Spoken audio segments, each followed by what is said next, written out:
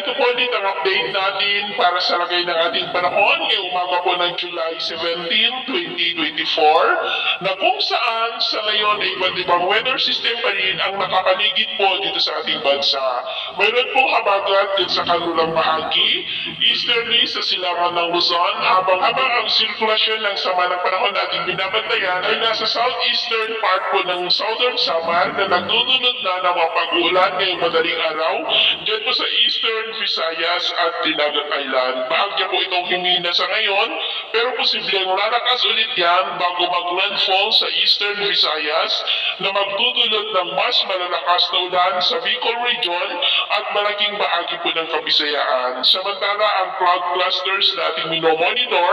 sa labas ng ating area of responsibility na may shallow LPA ay posibleng lalakas po yan ngayong weekend at posible rin na maging bagyo na hahatak at magpapalakas ng habagat lalo na po next week. Next week ay isahan natin ang mas maulan na panahon sa kanluran ng bansa, lalo na po dito sa Luzon, epekto po yan ng papalakas na habagat. Ito ngayon pinapakita ng forecast model natin ginagamit hanggang po sa susunod na 2 linggo. At sa lagay ng ating panahon ngayong madaling araw ay may mga isolated rains sa ilang bahagi ng Quezon, Batangas, Bicol Region, ilang bahagi ng Mimaropa, Eastern Visayas, ilang bahagi pa ng Bohol, Cebu, Bacolod, Cadiz, Cabancalan, Guimaras, Capiz, Iloilo, ilang bahagi ng Aklan, Antique, Surigao del Norte, Zamboanga del Sur, Mati, Tagum, Sarangani, Lanao Provinces,